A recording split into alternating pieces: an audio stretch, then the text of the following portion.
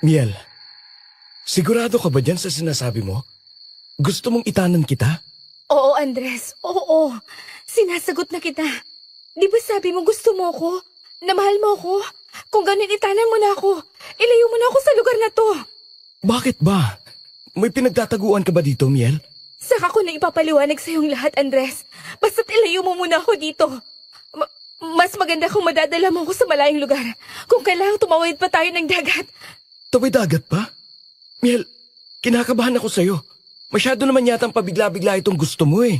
Kapag hindi mo ko itinanan ngayon, Andres, hinding-hindi na tayo magkikitang dalawa. Ipapakasal ako ng mga magulang ko sa halimaw na Oscar na yon. Kaya nakikiusap ako. Nakikiusap ako sa'yo, magtana na tayo.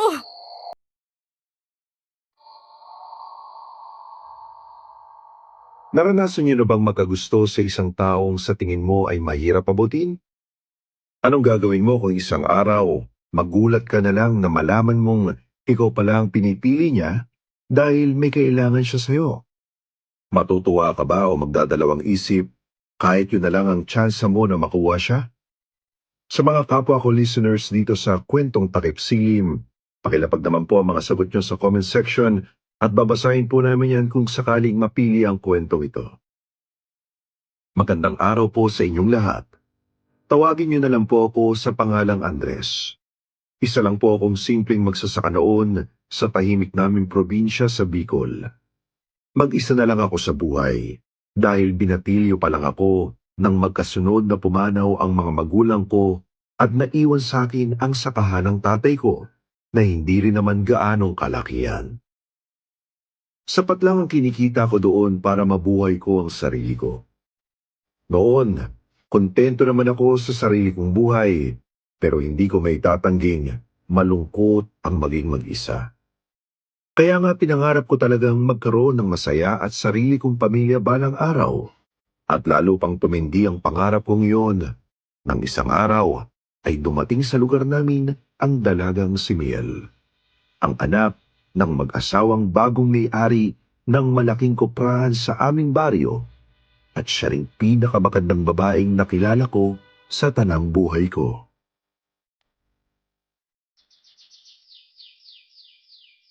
Ay, Andres! Ay, Kalabaw. Jesus Mario Joseph, kayo lang pala mang iking. Bakit naman ho kayo nang gugulat? Ah, pasensya na, ha? Pasensya na. Ikaw naman kasi. Muntik mo na akong mabangga. Dahil hindi ka nakatingin sa ninaraanan mo. Ay, alam mo namang makipot itong daan natin, Ay, ganun ho ba? Pasensya na rin ho. Bakit ba kasi panay na lang ang habol mo ng tingin dyan? Ayaw mong lapitan.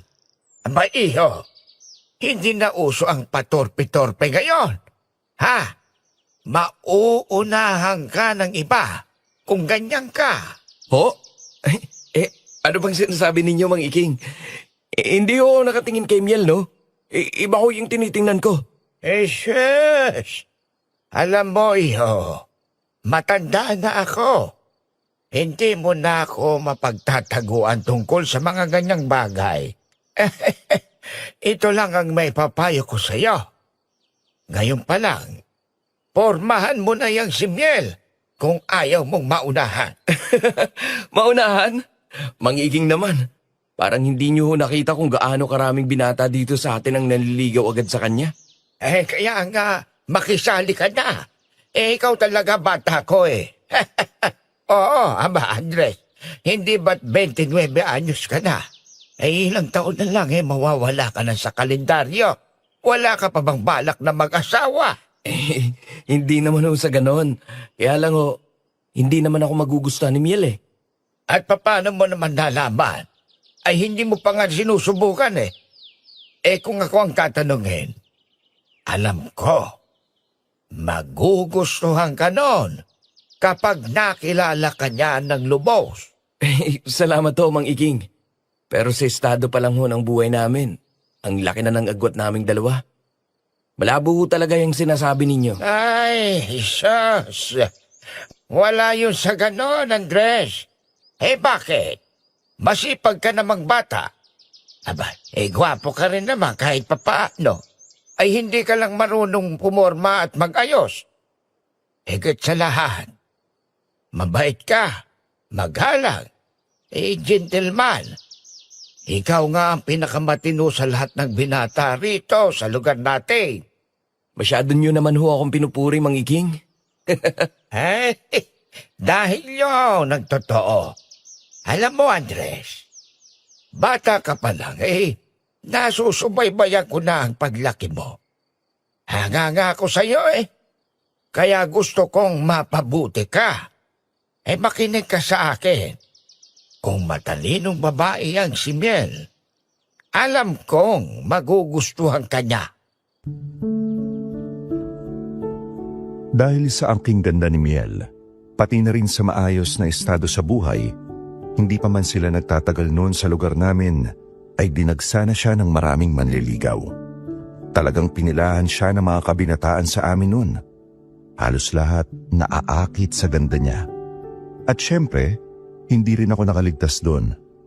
Aaminin kong malaki ang pagkakagusto ko kay Miel, pero takot akong sumubok na manligaw sa kanya.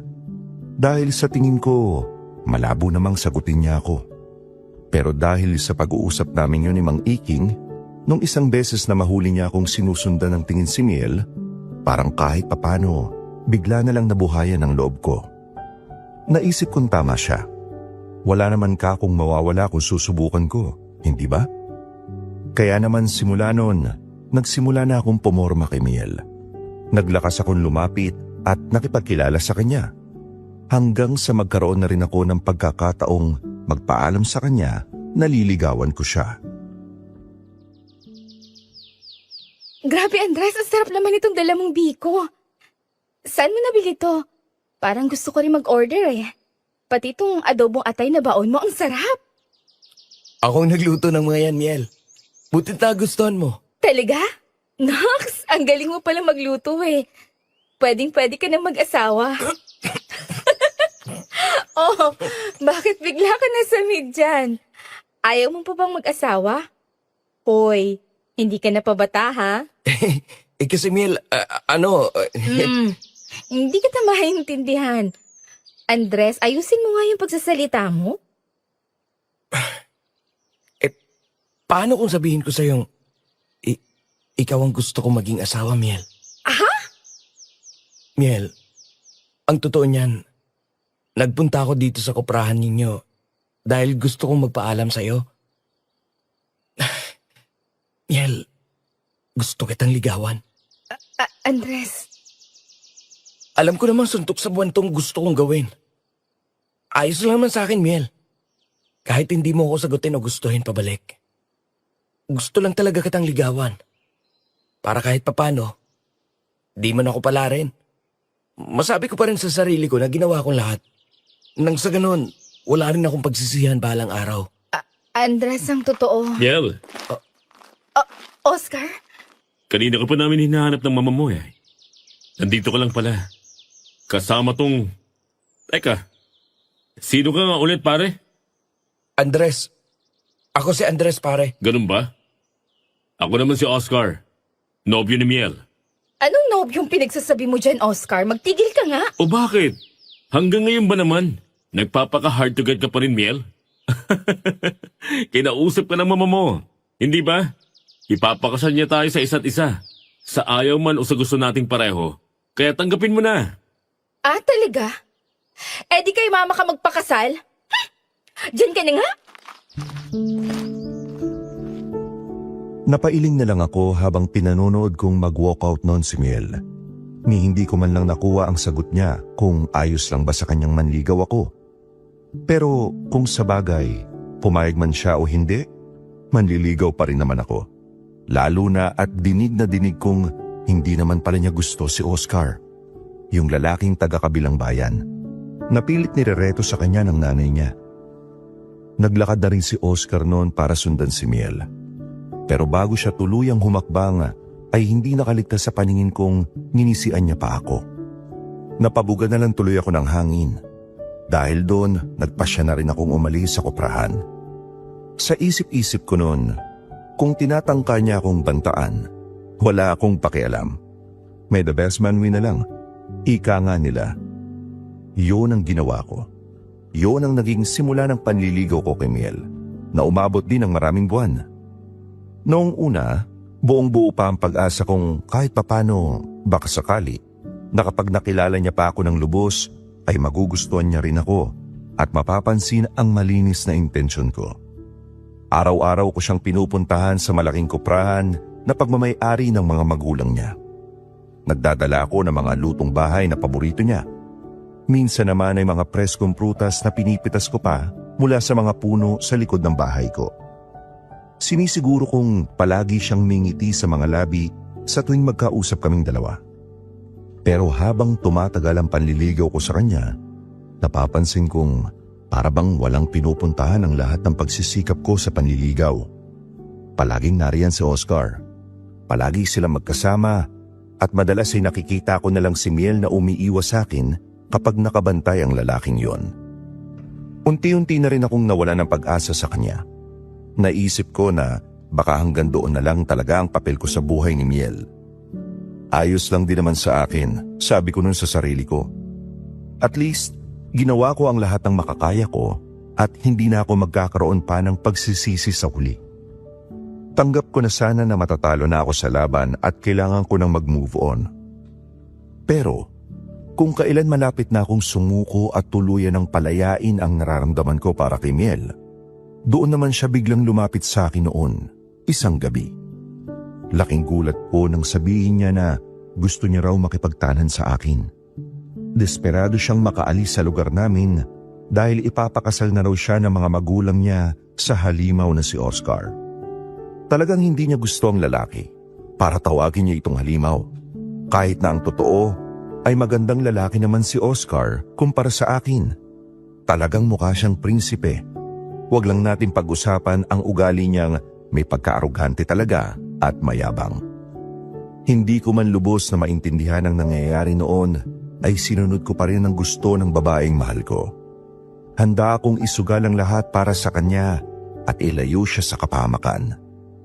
Nagplano kami ng mabilis kung ano ang gagawin namin at kung saan kami pupunta para makapagtago. Napagdesisyonan namin na kailangan na naming umalis kinabukasan din. Pero dahil isa lamang akong simpleng magsasaka, wala akong sapat na ipon para tustusan ang pagtakas naming dalawa.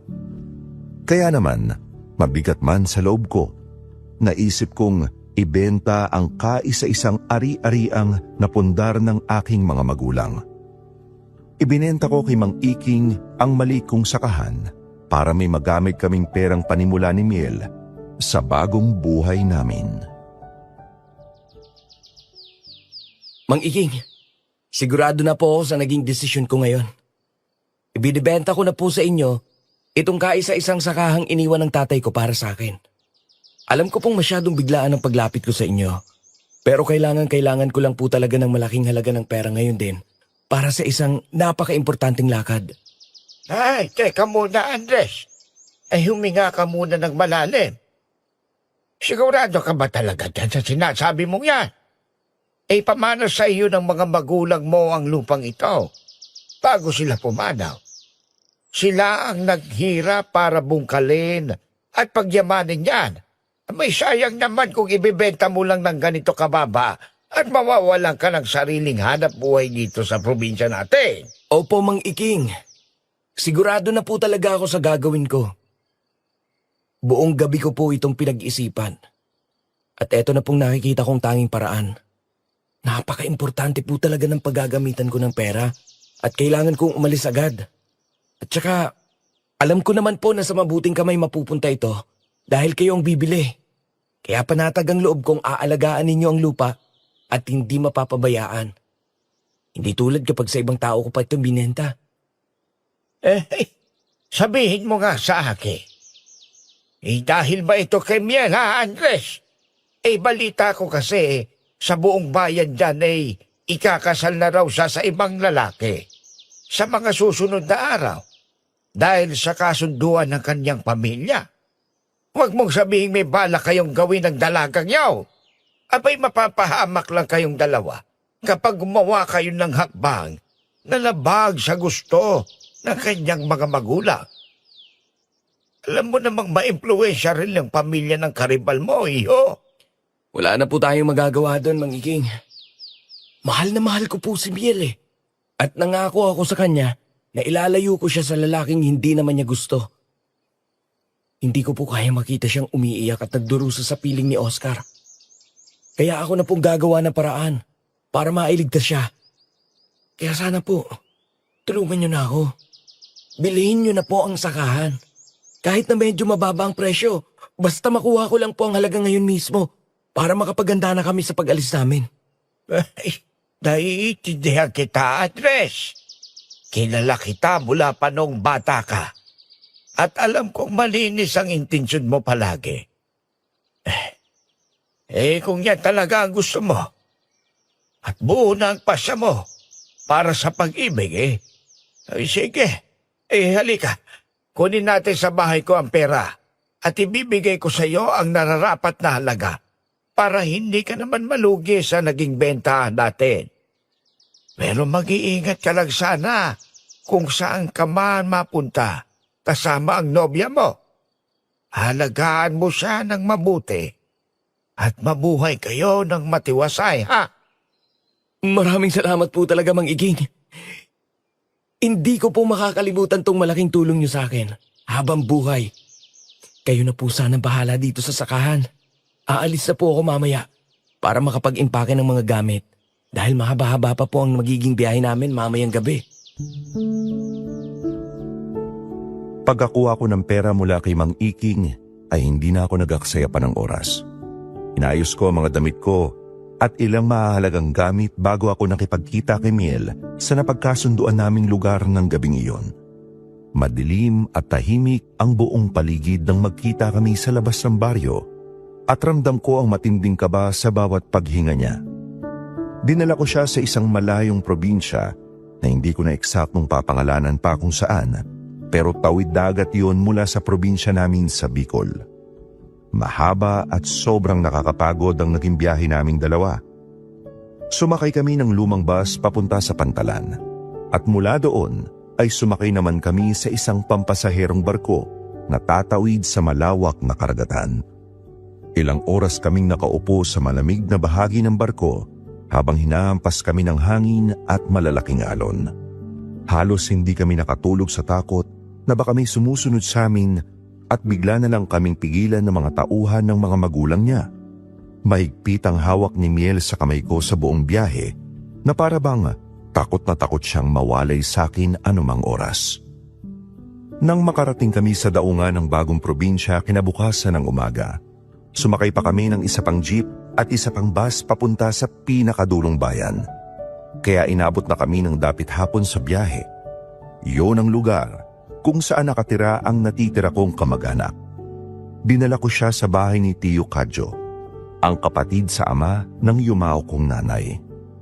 Matagal na panahon na simula noong huli akong makapunta sa lugar na yon. Siguro ay bata pa ako noon at nagbabakasyon lang, pero tandang-tanda ko pa ang daan patungo sa kanila. Pagbaba namin ng bus sa kanto, naglakad pa kami sa isang mahaba at malubak na daan bago namin natunton ang malaki pero medyo luma na nilang bahay na yari sa bato at matitibay na kahoy na napapaligiran ng matataas na puno ng niyog. Kahit nagulat ay maayos at mainit kaming sinalubong ni Tio Kadjo at ng asawa niyang si Tia Inez. Binuksan nila ang malaking pinto ng bahay at pinapasok kami ng walang pag-alinlangan. Abay, hindi ako makapaniwalang mapapadalaw ka dito sa probinsya namin, Andres. Ang tagal na nating hindi nagkita simula nang ilibing ang nanay mo noon sa Bicol, ah. Ang tangkad mo na. Nakakatuwang makita ka uli. Pero sino naman tong napakagandang dalagang kasama mo dito? At halatang pagod na pagod kayo sa biyahe, iho. Mano po, Tio Kadjo, Tia Ines. Pasensya na po kung nabigla kayo sa pagdating namin nang wala man lang pasabi. Siya nga po pala si Miel, ang nobya ko po. At kung papala rin ay mapapangasawa ko na rin po. Kaawaan ka ng Diyos, Andres. Aba, napakaganda naman talaga ng nobya mo. Mukhang galing sa isang magandang pamilya. Halina kayo at maupo muna kayo dito sa bangko. Kukuha lang ako ng malamig na tubig at maghahanda ng kaunting makakain sa kusina para naman mapawi ang pagod ninyo sa mahabang biyahe kahit papano. Magandang hapon po sa inyo, Tiyo Kadyo, Tia Ines. Maraming salamat po sa mabuti niyong pagpapatuloy sa amin dito sa bahay niyo. Kahit na masyadong biglaan ang pagdating namin ngayon. Walang anuman yun, Iha. Bahay rin ito ng pamangking ko.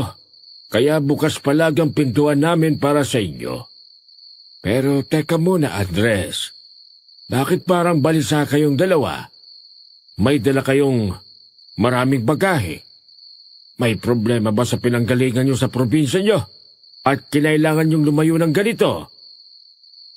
Yun nga po sanang ipapaliwanag ko sa inyo, Tio Kadyo. Ang totoo po niyan, itinanan ko po si Miel kagabi. Ipapakasal po kasi siya sa ibang lalaki ng nanay niya dahil sa usaping negosyo. Kaya kinailangan ko po siyang ilayo doon bago pa mahuli ang lahat. Sana po'y matulungan ninyo kami at payagang makipanuluyan muna dito sa inyo habang nag-uumpisa kami ng bagong buhay. Ay nako, ganun ba ang nangyari sa inyo? Naiintindihan ko ang pinagdadaanan nyo. Mahirap talaga kapag kalaban ng mga magulang sa usaping pag-ibig, Andres. Uso pa pala ang mga ganyang pakikipagkasundo ngayon, ano? Hayaan nyo. Suportado ko ang desisyon nyo. Total ay nasa tamang edad naman kayong dalawa para magdesisyon. Dito na kayo sa bahay tumuloy at huwag na kayong humanap ng ibang malilipatan. Malaki-laki naman itong bahay namin at kasyang-kasya tayo dito. Lalo na't alam mo namang wala kaming naging anak ng Tia Ines mo para punuin ang mga kwarto dito. Maraming salamat po talaga, Tio Kadyo, Tia Ines. Hulog po kayo ng langit sa amin ni Miel. Hindi ko po alam kung saan kami pupulutin at kung saan kami magtatago kung hindi nyo kami tinanggap dito sa inyo. Ikaw naman, iho. Sino pa bang magtutulungan kundi tayo-tayo lang din, hindi ba? Kapatid kong nanay mo, kahit pa sabihin mong hindi naman iisang inang nagluwal sa amin, hindi ba nga at noon pa kita inaalok na sumama na lang sa akin? Ikaw lang ang may ayaw, kasi ayaw mo kamong iwanan yung sakahan ng tatay mo. Napakalaking tinik ang nabunot sa dibdib ko dahil sa naging tugon ni Tio Kadyo sa akin. Laking pasasalamat ko dahil bukas palad kaming tinanggap nilang mag-asawa ng walang panghusga. Akala ko kasi noong una ay papagalitan nila ako, sisermonan o baka tuluyan pang paalisin at ibalik sa Bicol dahil sa pagdadala ko ng napakalaking problema sa kanilang tahimik na tahanan. Pero napakabait at napakamaunawain nila sa aming dalawa ni Miel. Nakita ko ring medyo nakahinga ng maluwag si Miel sa tabi ko. Inilapag ko ang mga bitbit naming gamit sa isang tabi at naupo kaming dalawa sa lumang sofa na gawa sa matibay na kahoy na nara. Malamig ang hanging pumapasok mula sa malalaking kapis na bintana ng bahay. Punong-puno ng mga antigong kagamitan at mga imahe ng santo ang paligid na nagbibigay ng kakaibang katahimikan sa buong kabahayan. Nasa ganun kaming tahimik at maayos na pag-uusap. Umiinom kami ng malamig na tubig na ibinigay ni Tia Ines habang tinatanong kami ni Tio Kadyo tungkol sa naging biyahe namin, nang bigla na lang magbago ang ihip ng hangin. Mabilis na napatayo si Tio Kadyo mula sa kanyang kinauupuan sa katapat naming bangko. Nanlaki ang mga mata niya at napahawak siya ng napakahigpit sa kanyang dibdib na para bang may bigla na lang siyang naramdaman doon. Kinabahan ako ng sobra ng mga sandaling yon. Akmang lalapitan ko na sana siya para alalayan, pero laking gulat ko nang may bagay siyang mabilis na hinugot mula sa ilalim ng kanyang lumang kamiseta. Isa yung maliit na botelya na nakakwintas sa kanya, gamit ang isang itim na tali. Malinaw na malinaw sa mga mata ko na ang lamang langis ng botelyang yon ay parang kumukulo sa sobrang init. Nagkakaroon yon ng mga bula at mabilis na umaangat kahit wala namang apoy o dahilan para uminit yon. Ines! Ines! Bilisan mo ang kilos mo. Isara mo ang lahat ng mga bintana. Pati na rin ang mga pinto sa kusina at sa sala ngayon din. Ay, Diyos kong mahal na Birhen. Kumukulo na naman ba ang hintura mo, Kadyo? Nandiyan na naman ba sila at umaali-aligid para maghanap ng mabibiktima? Tiyo Kadyo, ano po bang nangyayari sa inyo? Ano po ba yung langis na hawak-hawak ninyo? Bakit po kumukulo? Ang hinturang ito, Andres, ay hindi basta-bastang langis lang. Isa itong sagradong langis na may kasamang malakas na orasyon. Ipinamana pa ito sa akin. Kumukulo ito ng kusa kapag may aswang sa paligid. Aswang po? Oo, iho. Aswang. May mga nabubuhay pa palang ganyan sa panahon ngayon? Andres, Natatakot ka ba, Miel? Ang higpit ng hawak mo. Huwag kayong mag-alala o matakot. Nandito kayo sa pamamahay ko. Kaya makakasiguro kayong ligtas kayo sa anumang kapahamakhang dala ng mga nilalang na yon. Halos mangilabot ako at tumayo ang mga balahibo ko sa batok sa narinig kong yun mula kay Tio Kadyo. Kahit si Miel ay napasinghap at napahawak ng mahigpit sa braso ko, na halos ibaon na niya ang kanyang mga kuko sa balat ko. Damang-dama ko ang matinding panginginig ng mga kamay niya sa sobrang takot. Tumingin ako sa paligid, sa mga nakasarang bintana at pinto, at nakiramdam kung may maririnig akong kaluskos o kakaibang tunog mula sa bubungan. Mukhang natakot yata ng gusto si Miel sa sinabi ni Tio Kadyo, pero sa halip na mataranta, tumawa lang ng bahagya si Tio Kadyo habang tinititigan ang kumukulong langis sa kanyang kamay. Doon niya sinabi at ipinaliwanag sa amin na isa pala siyang albularyo sa lugar na yon, bagamat nagsisimula pa lang daw siya sa gawaing ito at aminado siyang hindi pa siya kasing galing ng kanyang matandang lolo. Kakapasa pa lang daw kasi ng lolo niya sa kanya ng tungkulin nito sa pagiging albularyo bago ito pumanaw dahil sa sobrang katandaan noon lang nakaraang buwan. Kahit na ganoon ang sitwasyon at bago pa lang siya sa posisyon, ipinagmamalaki at sinabi naman ni Tio Kadyo na alam daw niya kung ano ang mga mabibisang pangontra at kung paano ang tamang pagpatay sa isang aswang. Ipinakita niya sa amin ang iba't ibang anting-anting, mga dasal na nakasulat sa maliliit na papel at mga pinatuyong halaman na nakasabit sa dingding ng bahay nila na ginagamit daw niya para itabo ang masasamang elemento sa kanilang baryo. Siyempre, gulat na gulat ako sa mga nalaman ko mula sa kanya. Napakaraming katanungan ang pumasok sa isip ko noong mga sandaling yon. Bakit ka ako may aswang sa lugar nila? Nakakapagtaka na may aswang pa pala sa panahon ngayon kung saan may kuryente na at modernong kagamitan na ang mga tao. Sabi naman ni Tio Kadyo, oo, totoo daw na meron pa. Dahil hindi naman daw nawala o tuluyang naglaho ang mga nilalang na ito sa mundo gaya ng inaakala ng karamihan. Madalas, nagtatago na lang sila ngayon at bihirang lumabas o makisalamuha sa mga normal na tao sa araw-araw. Hindi po talaga ako makapaniwala sa mga kinukwento ninyo, Tio Kadyo. Bakit po may aswang dito sa lugar ninyo? Akala ko po talaga sa mga pelikula at sa mga kwentong bayan lang pinag-uusapan ang mga ganyan sa panahon natin ngayon. Dahil gawa-gawa lang daw yon ng mga ninuno natin para manakot. Ganyan naman talaga ang sinasabi ng mga nasa posisyon para hindi natin malaman ang totoo sa paligid natin, Andres. Huwag ka nang magtaka. Ang mahalaga ngayon ay alam mong talagang totoo sila.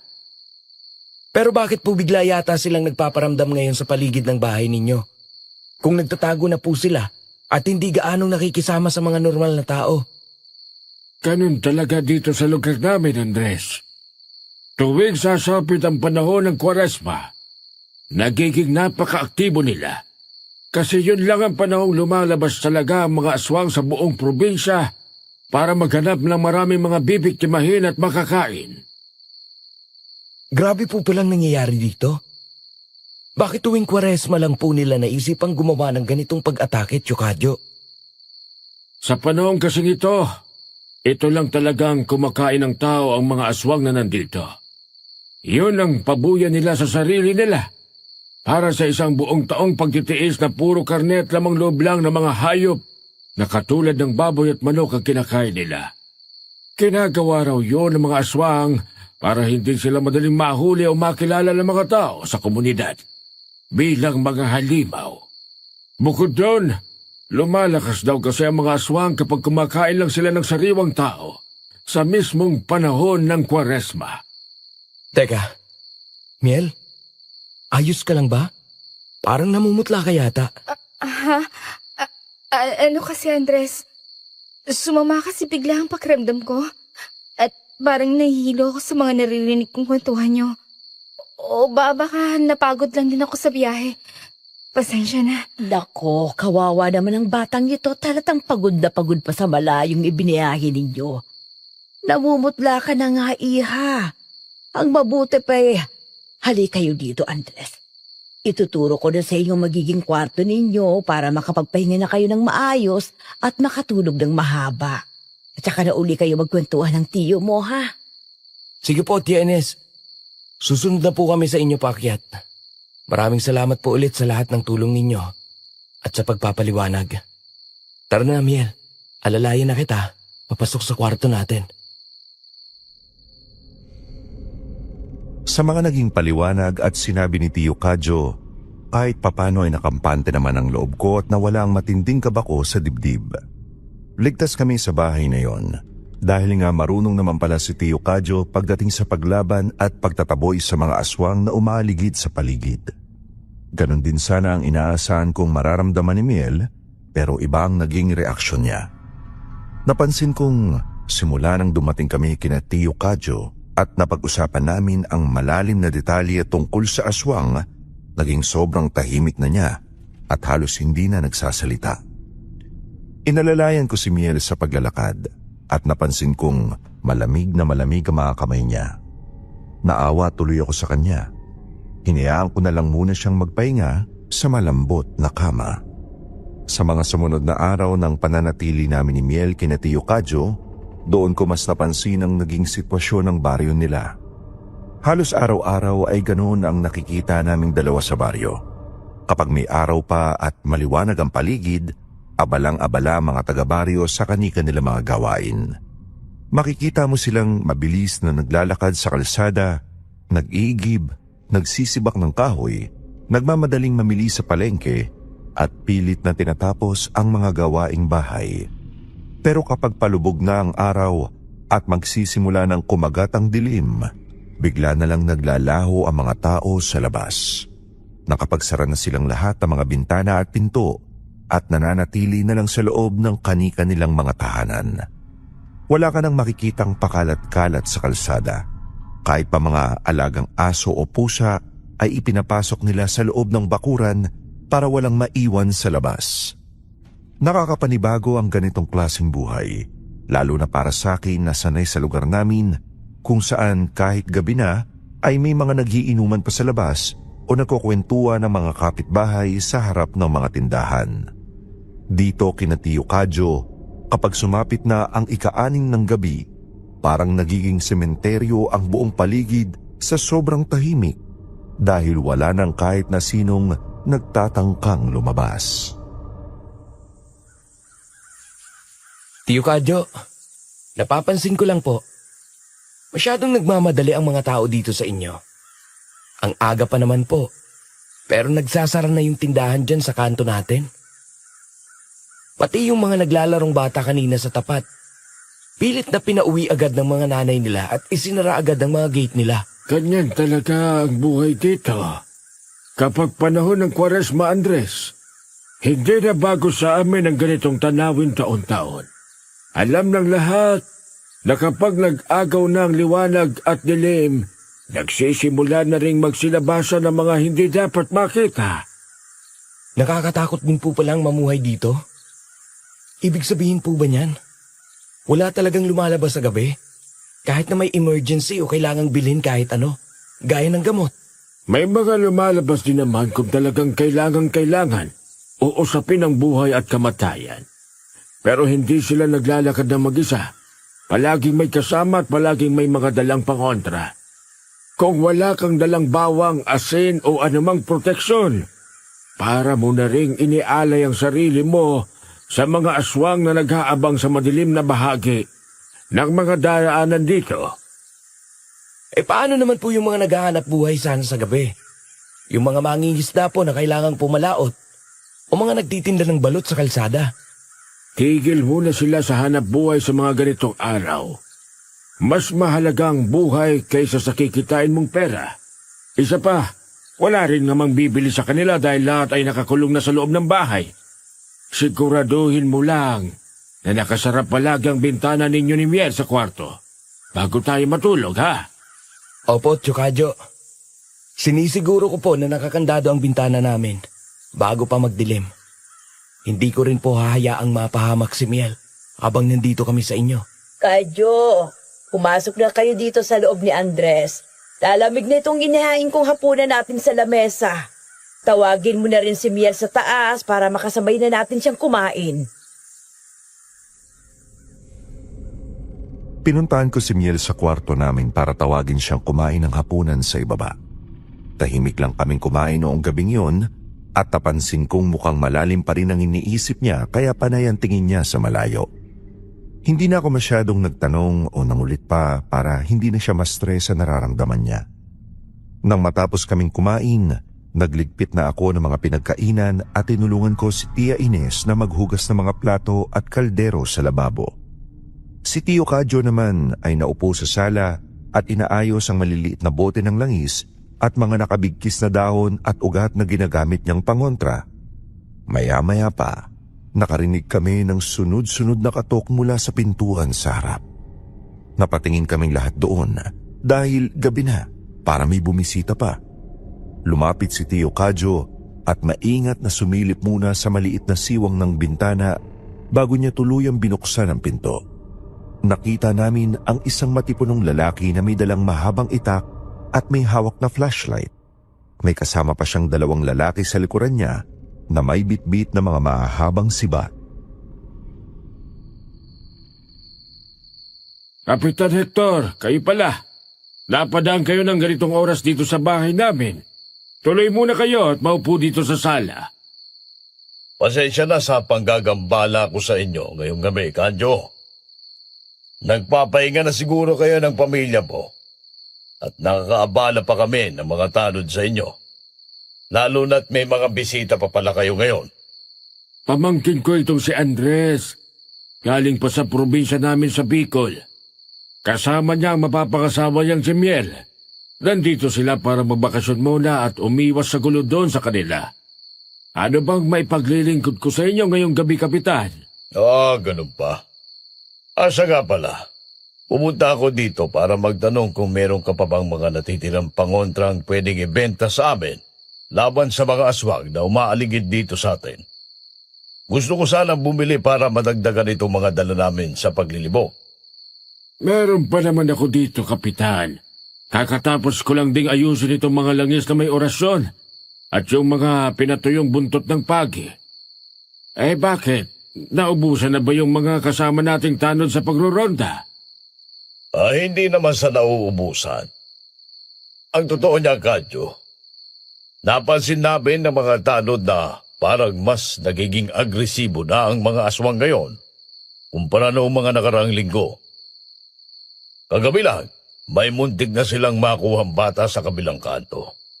Mabuti na lang at mabilis na nakasigawang may-ari ng bahay, kaya nakatakbo agad kami papunta doon bago pa man maging huli ang lahat. Ganun po ba kalala ang sitwasyon dito ngayon? Kapitan Hector?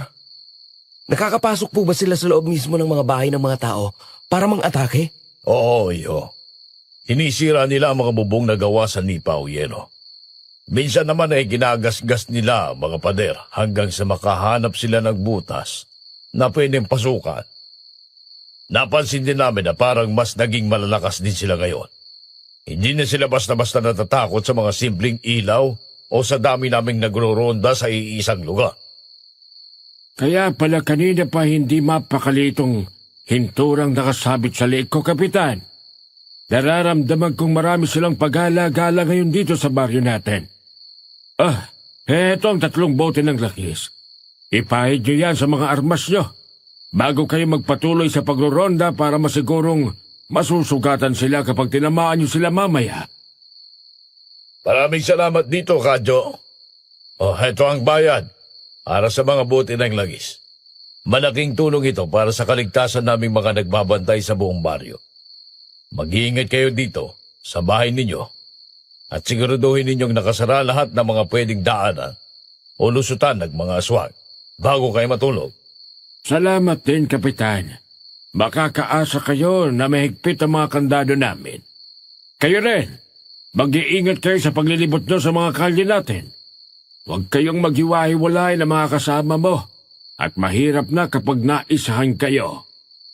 Sige, maiwan na namin kayo. Magbabatuloy pa kami sa pagrurunda at kailangan pa naming puntahan ang mga dulo nitong baryo natin bago maghating gabi. Magandang gabi sa inyo at magpahinga na kayo. Nang makaalis na sina Kapitan Hector at ang mga kasama niyang tanod, maingat na isinara at kinandado ulit ni Tio Kadyo ang malaking pinto namin. Dinoble niya pa ang matigas na kahoy na trangka nito para makasiguradong walang makakapasok mula sa labas. Nakaramdam ako ng matinding kaba dahil sa mga kinuwento ni Kapitan Hector. Kung pati ang mga mismong nagbabantay sa baryo ay nahihirapan ng tapatan ng mga aswang, ibig sabihin ay malala na talaga ang sitwasyon doon. Pumasok yun sa isip ko at hindi ko maiwasang mag-alala ng todo para sa kaligtasan namin ni Miel. Umakyat ako sa ikalawang palapag ng bahay at naglakad papunta sa kwarto naming dalawa para tingnan kung ayos lang ba ang nobya ko. Pagbukas ko ng pinto, nadatnan ko si Miel na hindi pa rin natutulog. Napansin ko agad sa kilos niya na balisa siya. Naglalakad siya ng pabalik-balik sa gitna ng aming kwarto at halatang ninerbiyos siya dahil ninangat-ngat pa niya ang mga kuko niya sa daliri. Hindi niya napansin ang pagpasok ko hanggang sa tuluyan ko nang isinara ang pinto at lumapit ako ng dahan-dahan sa kanya. Miel, anong nangyayari sa'yo? Kanina ka pa ganyan. Akala ko natutulog ka na dahil maaga kang umakyat dito pagkatapos nating kumain sa baba. Andres, nandito ka na pala. Hindi kasi ako makatulog eh. Kanina pa ako paikot-ikot dito at hindi ko na alam ang gagawin ko sa sarili ko. Bakit ka naman hindi mapakali ng ganyan? May masakit ba sa katawan mo? O baka natatakot ka pa rin sa mga kinikwento ni Tio Kadyo tungkol sa mga aswang sa labas? Ligtas tayo dito sa loob ng bahay nila. Siniguro na ni Tio Kadyo yan sa atin. Kaya wala kang dapat na ipag-alala. Hindi yun, Andres. Hindi yun. Ano ba yun?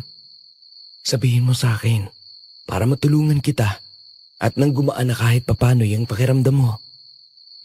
Andres, pakasalan mo na ako. Gusto ko na magpakasal tayo sa lalong madaling panahon. Kung pwede nga, bukas na bukas din ay makasala tayong dalawa dito. Ano? Teka, Miel. Ang bilis naman yata ng mga nangyayari. Bakit bigla-bigla mo nalang naisipan ang bagay na yan? Ngayong gabi. Gusto ko maging mag-asawa na tayo. Bago pa ako matuntunin ng Oscar at ng pamilya ko dito sa pinagtataguan natin. Andres, kilala ko ang nanay ko. Hindi sila titigil hanggat hindi nila ako nahahanap. Gagamitin nila ang lahat ng pera at koneksyon nila para lang maibalik ako sa probinsya natin at maipakasal dun sa Oscar na yon. Miel, masyado tayong malayo sa probinsya natin. Tumawid pa tayo ng dagat. At napakaliblib ng lugar na ito para marating nila.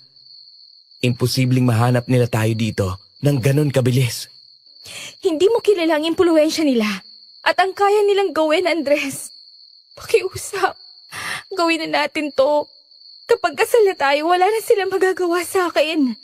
Hindi na nila ako pwedeng ipilit kay Oscar. Kaya pakiusap, pakasalay mo na ako bago pa mahuli ang lahat. Sige, kung yan ang gusto mo at kung yan ang makakapagpakalma sa'yo, sige. Nangangako ako sa'yo na pakakasal agad tayo sa lalong madaling panahon. Aayusin ko lang lahat ng kailangan natin para dito. Nakita ko kung paano biglang nagbago ang reaksyon sa mukha ni Miel pagkatapos kong sabihin na pumapayag na akong magpakasal kami. Nakahinga siya ng maluwag at mabilis niya akong niyakap ng napakahigpit. Nawala ang panginginig ng kanyang katawan at naging panatag na ang kanyang itsura. Masaya rin naman ako dahil ito rin naman ang pinapangarap ko, ang maging asawa ang babaeng pinakamamahal ko. Wala nang atrasan ito, sabi ko sa sarili ko noong mga sandaling yun.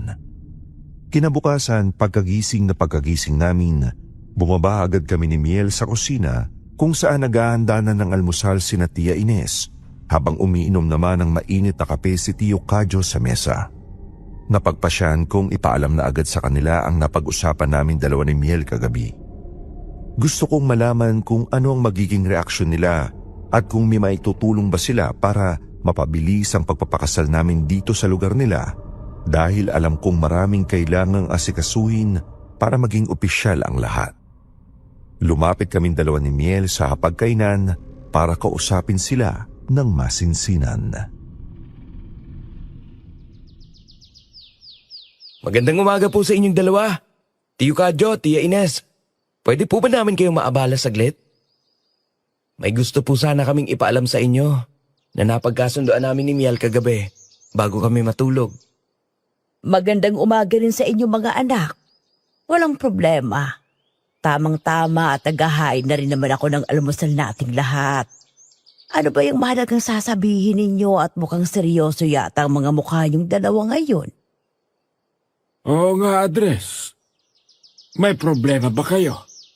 Huwag kayong mahiyang sabihin kung ano pa man ang mga kailangan nyo, ha? Ito rin yung bahay nyo, itong tahanan natin. Wala po kaming naging problema, Tio Kadyo. Napakaayos po ng lahat at masarap ang tulog namin palagi dito. Ang totoo niyan, gusto ko po sanang ipaalam sa inyo na nagdesisyon na po kami ni Miel. Gusto na po sana naming magpakasal dito sa lalong madaling panahon. Nako, totoo ba yung narinig ko? Magpapakasal na kayong dalawa ng tuluyan? Abay, napakagandang balita naman yan. Opo, Tia Ines. Gusto na po sana namin mapabilis ang proseso para maging legal na po kami mag-asawa bago po may dumating na problema mula sa pinanggalingan namin. Natatakot po kasi ako na baka mahanap kami ng mga tao ng mga gulang ko at sapilitan akong iuwi doon. Naiintindihan kong nararamdaman mo, Miel. May punto ka rin dyan. At mas mabuti ang mag-ingat tayo. Kapag nakasal na kayo ng pamangking ko, mahihirapan na silang bawiin ka at pilitin sa isang kasundo ang hindi mo naman ginusto sa umpisa pa lang. Mas mabuti nga na magpakasal na kayo kaagad para may basbas na rin ang banal na seremonya ang pagsasama niyong dalawa sa mata ng tao at ng Diyos. Yun na nga rin po ang naisip ko, Tio. Mas magiging tahimik po ang isip ni Miel at mas mapapanatag po kami pareho kapag nangyari ito agad-agad. Ang problema po, hindi ko alam kung paano kami magsisimula dito. Dahil hindi po ako pamilyar sa mga taong lalapitan sa bayan ninyo dito. Huwag kayong mag-alala tungkol dyan sa pag-aayos, Andres. Kilala namin ang kura paroko dito sa bayan namin, si Father Luis. Mabait yun at maiintindihan niya ang sitwasyon ninyo kung ipaliliwanag natin ng maayos. Ako nang bahalang kumausap sa kanya mamaya pagpunta ko sa palengke. Tama yon. At para sa isang maliit na salo-salo, kami nang bahala ng Tia Ines mo dyan. Hihingi na lang kami ng tulong sa ilan nating mga kapitbahay na pinagkakatiwalaan ko para maganda ng kaunting pagkain. Hindi man ito magiging kasing grande ng kasal ng mga mayayaman. Sisiguruhin naming magiging masaya at maayos ang araw nyo bilang mag-asawa. Uso naman ang bayanihan dito. Maraming salamat po talaga sa inyo, Tio Kadyo at Tia Ines. Sobrang laking tulong po nito para sa amin. At hindi namin ito kakayanin ng kami lang. Hindi po namin alam kung paano namin kayo masusuklian sa lahat ng kabutihang ipinapakita ninyo sa amin mula pa noong unang araw na dumating kami dito sa poder ninyo. Maraming salamat po sa inyo. Nabuhayan po ako ng loob dahil sa pag-iintindi at tulong ninyo. Tatanawin ko pong malaking utang na loob ito sa inyo. Sus, iha. Huwag mo nang intindihin yon. Parte ka na rin ng pamilya namin. Lahat ng taong mahal nitong pamangking ko, mahal ko na rin. Siya nga naman, Biel. Nakakatuwa nga at naging masaya na itong bahay namin mula nang dumating kayo. Sobrang gaan ang pakiramdam ko pagkatapos naming makausap sina Tio Kadyo at Tia Ines sa kusina. Hindi sila nagdalawang isip na suportahan kami sa desisyon naming ito at handa pa silang gumastos para mabigyan kami ng kahit munting handaan lang. Agad din namang kumilos si Tia Ines. Nang araw ding yun, pumunta siya sa bayan para makausap si Father Luis at ipaliwanag ang buong sitwasyon naming dalawa ni Miel. Ayon sa kanya, pagbalik niya mula sa palengke, pumayag naman daw ang pare na ikasal kami sa susunod na araw dahil na rin sa matinding pakiusap ni Tia Ines at sa pagpapaliwanag na kailangan namin ng proteksyon at basbas bago pa mangyari ang mga hindi inaasahang gulo mula sa pamilya ni Miel. Nag-umpisa na ring maghanda ng mga gagamitin sina Tio Kadyo pagdating ng hapon. Nagpalinis siya ng malaking espasyo sa likod ng bahay nila para doon daw naming ilalagay ang mahabang mesa at doon kami magsasalo-salo pagkatapos ng seremonya. Kahit na madali ang desisyon nito at wala kami gaanong pera, pinilit nilang maging espesyal ang araw na yon para sa aming dalawa. Si Miel naman ay halatang mas naging kalmado na kumpara noong nakaraang gabi. Madalas ko siyang nakikitang nakangiti habang tumutulong kay Tia Ines sa paglilinis ng mga gagamitin sa bahay. Noon ko lang din siya nakitang masayang-masaya. Dahil doon, kahit papaano, napawi na sa isip ko yung pagdududang meron ako. Simula pa lang nang sabihin sa akin ni Miel na gusto niyang makipagtanan sa akin. Hindi ko lang sinasabi sa kanya pero ang totoo kasi niyan, may duda ako noon na baka ginagamit niya lang ako para makatakas siya sa pamilya niya at kay Oscar, kahit na hindi naman talaga niya ako mahal. Alam kong maling pag-isipan ko si Miel, pero sa sobrang bilis kasi ng mga naging pangyayari, sino ba namang hindi magkakaroon ng duda, hindi ba? Andres, halika nga muna dito. Tulungan mo akong magbuhat itong mga kawayan para sa gagawin nating mahabang mesa. Dito natin ihahain ang mga pagkain sa susunod na araw para sa mga tutulong sa atin. Sige po, Tio. Ang dami po nating gagawin. Baka mapagod kayo ng gusto dyan at sumama pa ang pakiramdam ninyo. Ako na pong gagawa ng mabibigat na trabaho. Ituro nyo na lang po sa akin kung anong gagawin ko. Nako, kaya ko pa naman ito, Andres. Masaya nga ako na sa wakas ay makikita kong magkaasawa na rin ang nag-iisa kong pamangkin. Sayang nga lang at wala ng nanay mo para makita ang araw na yon. Pero alam kong masaya yon para sa'yo kung nasaan man siya ngayon. Maraming salamat po talaga, Tio. Kayo na po ang tumayong pangalawang magulang ko dito. Hindi nyo kami pinabayaan ni Miel. Kahit na ang laki ng problemang bitbit namin mula sa Bicol. Wala yon, Andres. Pamilya tayo kaya dapat nagtutulungan tayo. Basta ipangako mo lang sa akin na aalagaan mo ng mabuti ang si Miel habang buhay. Maging mabuti kang asawa sa kanya. Maging tapat at mapagmahal ka palagi. At wag na wag mo siyang sasaktan. Abay, kung may isa akong maipagmamalaki dyan sa tiyahin mo, yun ang pagiging loyal ko. Kahit kailan, hindi ko niloko yan. Dahil mahal na mahal ko siya. Pangako po yan, Tio. Si Mia lang po ang babaeng mamahalin ko. At gagawin ko po ang lahat para mabigyan siya ng maayos at masayang buhay. Kahit pa magsimula po kami sa pinakaibaba. Tsaka, idol kaya kita, Tio. Hanga nga ako dahil sobrang tagal nyo nang nagsasama ni Tia Ines. Mabuti naman kung ganun, Andres. Yun lang naman ang sekreto. Lagi mong tandaan na basta masaya si Commander, masaya rin ang buhay natin. O, kayong dalawa dyan. Pumasok na muna kayo dito at uminom ng palamig dito sa kusina. Kanina pa kayo nagbabanat ng buto dyan sa init ng araw at pinagpapawisan na kayo. Kailangan nyo rin magpahinga, ha? Lalo na ikaw, Andres, dahil ikakasal ka na sa susunod na araw at kailangang gwapo ka. Opo, Tia Ines. Papunta na po kami dyan.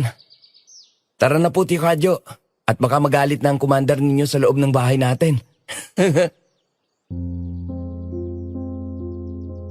Ganon naging kabilis ang takbo ng mga pangyayari sa buong araw na iyon. Isang araw na lang ang hinihintay namin at ikakasal na kami ni Miel at magiging isa na kami. Ang lahat ay abala para sa munting selebrasyon namin.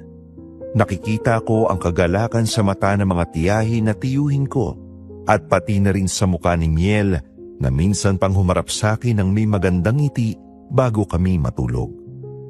Sa mga oras na yon, pakiramdam ko ay ako na ang pinakamaswerteng lalaki sa mundo at tila ba napakabuti ng tadhana sa akin. Wala na akong hinihiling pa kundi ang mapabilisang oras para sumapit na ang araw ng kasal namin na matagal ko nang pinapangarap. Inayos ko ng mabuti ang mga isusuot ko kinabukasan at plinansya ko pa ito ng paulit-ulit. Isang simpleng puting polo at itim na pantalon lang ang gagamitin ko. Pero para sa akin, pakiramdam ko ay nakasuot ako ng mamahaling barong dahil sa napakalaking okasyon ng buhay ko. Pinangarap ko ito ng napakatagal. At heto na, halos abot kamay ko na ang araw na matatawag ko na siyang misis ko at wala nang makakaagaw sa kanya. Ang akala ko ay magiging tuloy-tuloy na ang saya at kapayapaang nararamdaman ko ng mga panahong yun. Ang akala ko, dahil nandito na kami sa lugar na malayo sa pamilya niya at malapit na kaming makasal, ay magiging maayos na ang lahat para sa amin. Hindi ko alam na bago pa man dumating ang mismong araw ng kasal namin, may malaking revelasyon na gugulantang sa buong pagkatao ko at magpapabago sa lahat ng aking paniniwala. Isang madilim na lihim na hindi ko inaasahan na siyang tuluyang sisira sa lahat ng aking inakala. Miel, magpahinga ka na kaya muna. Kanina ka pa nagwawalis dyan sa bakuran. Baka mapagod ka na masyado.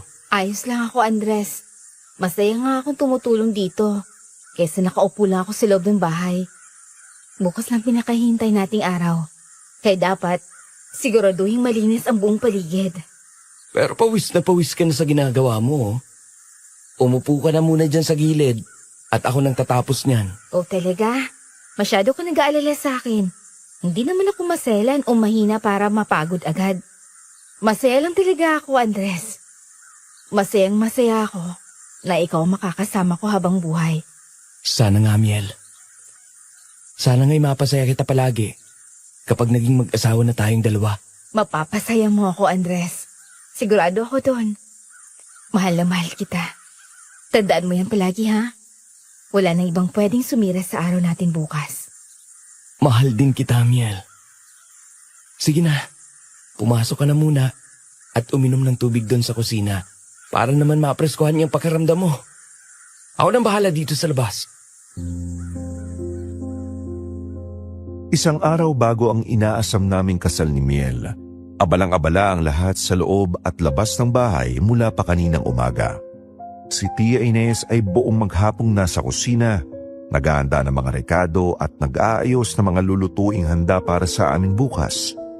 Si Tio Kadyo naman ay abala sa paggawa ng mga paragdagang upuan na gawa sa kawayan at sa pag-aayos ng mahabang mesa sa likod bahay na gagamitin ng mga bisita.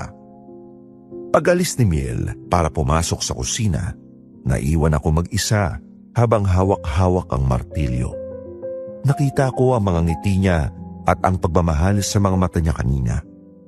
Pero sa halip na matuwa, hindi ko maintindihan kung bakit bigla akong nakaramdam ng matinding pagkabalisa. Parang unti-unting bumibigat ang dibdib ko. Kinakabahan ako na ewan, hanggang sa sumagi pa sa isip ko na parang ayoko munang ituloy ang kasal namin bukas. Pumasok sa isip ko ang napakaraming takot at alinlangan. Paano kung matuntun kami ng pamilya niya at magkagulo lang dito?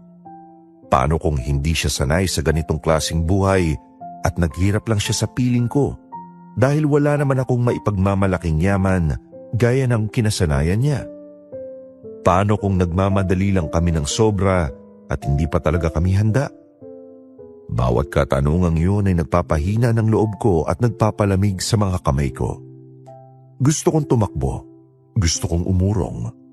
Pero sa tuwing maiisip ko namang malulungkot ng sobra ang mahal kong si Miel, oras na umatras ako sa kasal namin, bigla na lang nagbabago ang isip ko. Hindi ko siya kayang makitang umiiyak dahil sa akin. Kaya naman, pilit ko na lang inalis sa sistema ko ang pakiramdam na yon. Ipinagpatuloy ko ang pagpupukpok ng pako sa kawayan at huminga ng malalim para pakalmahin ang sarili ko. Andres, kanina pa kita pinagmamasdan dito. Bakit parang nakatulala ka na lang dyan sa hawak mong martilyo at hindi mo na itinuloy ang paggawa niyang mahabang bangko? Wala po ito, Tsukadyo. Nagpapahinga lang po ako saglit dahil medyo nangawit yung baraso ko sa pagpupukpok. Ako'y wag mong pinaglululoko, Andres, ha? Pamangking kita at kabisado kong itsura mo. Kapag may malalim kang iniisip, kahit pa matagal tayong hindi nagkita. Tsaka, kanina ko pa napapansing parang umiiwas ka ng tingin kay Miel habang kinakausap ka niya. Nakita niyo po pala yun, Tsukadyo? Pasensya na po talaga kung nagiging lutang ako ngayon. Masyado lang po sigurong mainit ang panahon. Ano ba talagang problema? Bukas na ang pinakamahalagang araw sa buhay niyo, pero ganyan ang itsura mo. Para kang nakakita ng multo. May pumapagabag ba sa'yo tungkol dito sa kasal yung dalawa? Sabihin mo sa akin at baka sakaling matulungan kita. Ang totoo po niyan, Tiyo Kadyo, hindi ko rin po maintindihan tong sarili ko ngayon. Imbis na puro saya maramdaman ko dahil ikakasal na kami bukas. Parang kinakabahan po ako ng sobra. Sumagi pa nga po sa isip ko kanina na parang nag-aalangan ako. At gusto ko muna sanang ipagpaliban ang kasal namin. Ikaw talaga bata ka. Pinakaba mo naman ako. Akala ko kung ano nang malaking kasalanang nagawa mo kay Miel, kaya ka namumutla dyan. Alam mo, normal lang yan sa mga lalaking ikakasal, Andres. Normal lang po ba talagang isiping umatras? Isang araw bago ang kasal? Sigurado naman po ako sa sarili ko na si Miel ang babaeng gusto kong makasama habang buhay. Wala na po akong ibang titingnan pa kundi siya. Pero nagtataka po talaga ako kung bakit ako nakakaramdam ng ganitong takot. Ang tawag yata dyan sa nararamdaman mo ay pagkakaroon ng alinlangan o cold feet sa Ingles, Andres. At oo, normal lang sa lalaking makaramdam ng ganyan, lalo na kung ganyang kabilis ang naging proseso ng pagpapakasal nyo. Masyado kasing biglaan ang naging desisyon nyo dahil sa sitwasyon nyo. Kaya sa palagay ko, nabigla lang ang sistema mo at hindi pa tuluyang nakakapag-adjust ang isip mo. Baka nga po nabigla lang talaga ako, Tiyo. Napakarami po kasing tumatakbo sa isip ko. Paano po kung hindi ko siya kayang buhayin ng maayos dito sa malayo? Paano kung maging miserable siya sa akin paglipas ng panahon? Ang mahalaga sa lahat ng ito ay kung ano ba talagang nilalaman ng puso mo, Andres. Wala sa takot sa hinaharap yan. Tatanungin kita ngayon din, kung sakali bang hindi matutuloy ang kasal niyo bukas dahil sa kaba mo, sa tingin mo ba'y kakayanin mo mawala sa'yo si Miel at tuluyan na siyang makuha ng iba?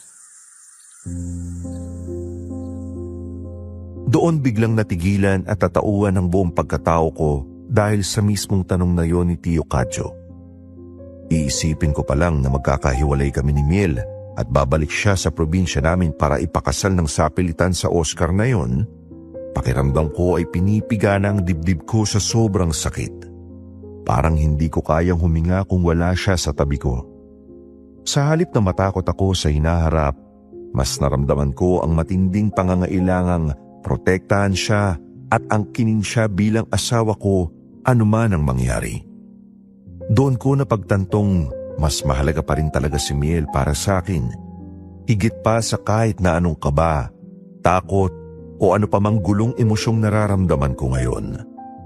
Mahal na mahal ko siya at paninindigan ko ang pakikipagtanan ko sa kanya, kahit na ano pa ang mangyari o kahit maghirap pa kami sa umpisa.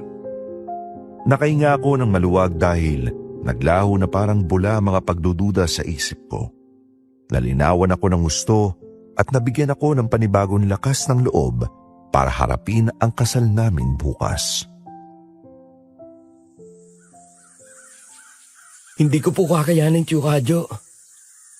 Isipin ko pa lang po, nababalik siya doon sa mayabang na lalaking yun. At hindi na kami magkikita habang buhay. Pinapatay na ako ng sarili ko sa kaba. Hindi ko po kayang mawala si Miel sa buhay ko. Hoy, di ba? Nasagot mo rin ang kusa ang problema mo. Yan ang pakinggan mo, Andres. Yang sinasabi ng puso mo at hindi yung takot sa isip mo. Mabuting lalaki ka at sigurado kung mabubuhay mo siya ng maayos hanggat nagsisikap ka. Maraming salamat po talaga sa pagkausap niyo sa akin, Tio Kadyo. Matutuwa po siguro ang nanay ko kung malalaman niyang nandito kayo para gabayan ako sa ganitong sitwasyon. Nakahinga na po ako ng maayos ngayon dahil sa inyo.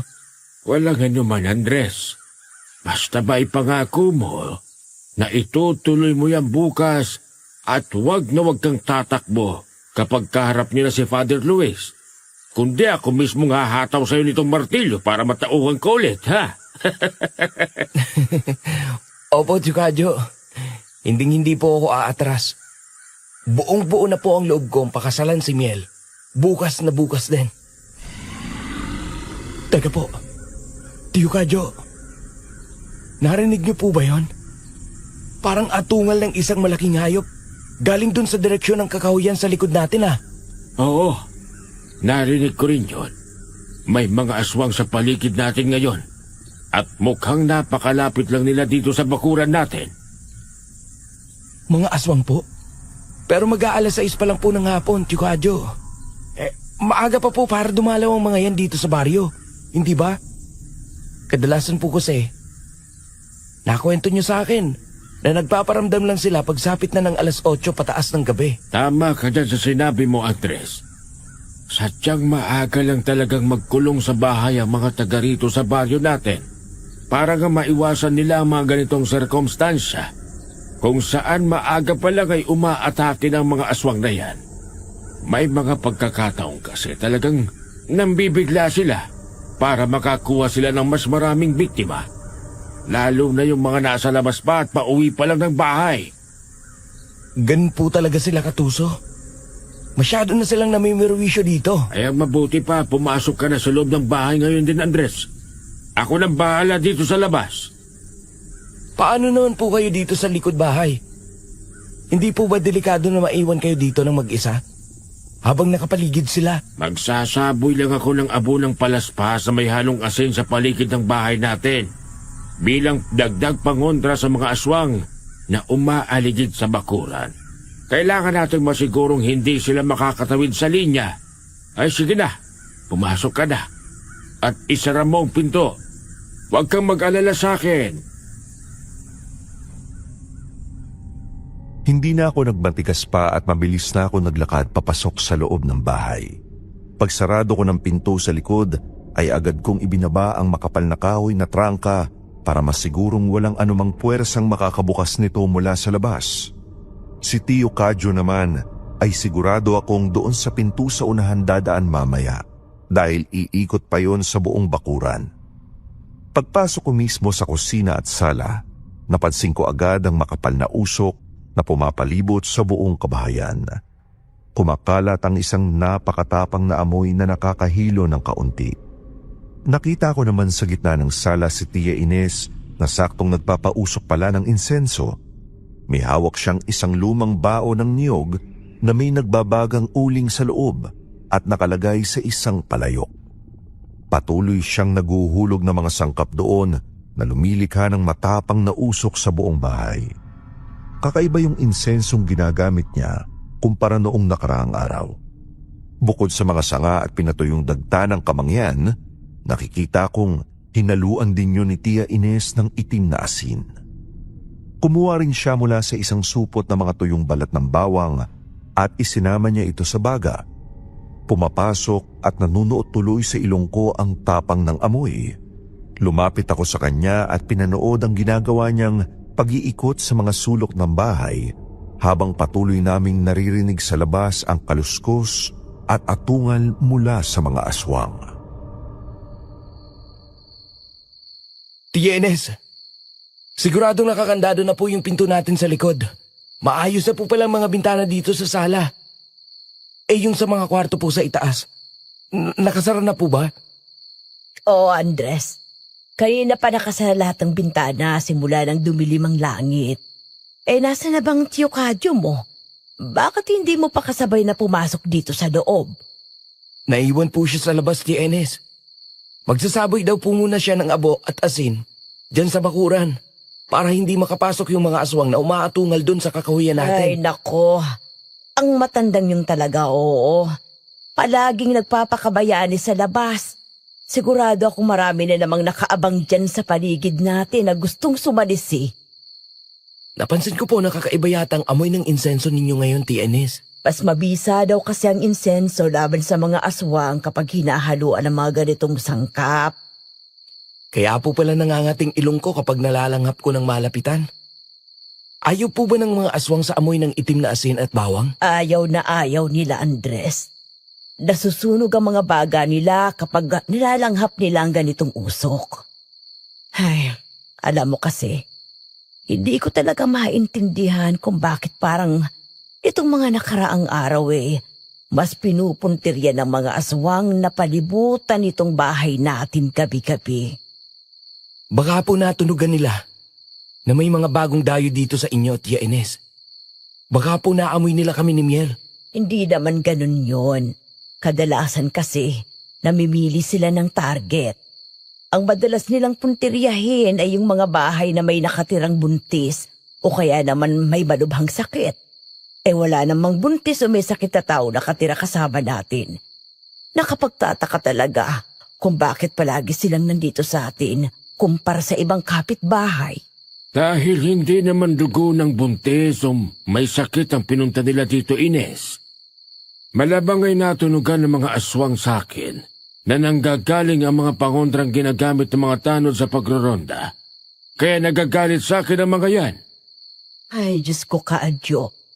Ibig mo bang sabihin, pinag-iinitan kanila at gusto kanilang gantihan dahil tinutulungan mo sina Kapitan Hector laban sa kanila? Eksakto. Nagagalit ang mga halimaw na yan sa akin dahil inaiistorbo ko ang paghahanap nila ng makakain. At marami na silang kasamahang nasugatan dahil sa mga iminigay kong panlaban. Kung sana nga lang matutunan ko na kaagad kung paano mas mabilis na makatukoy ng aswang kahit nasaan yung tao sila. Di sana mas nakakatulong pa ako at mas mabilis naming mapupuksa ang mga yan. Ibig sabihin po, mas delikado pala para sa inyo ang tumulong. Nakakatakot palang ganitong sitwasyon para sa pamilya ninyo, Tsukadyo.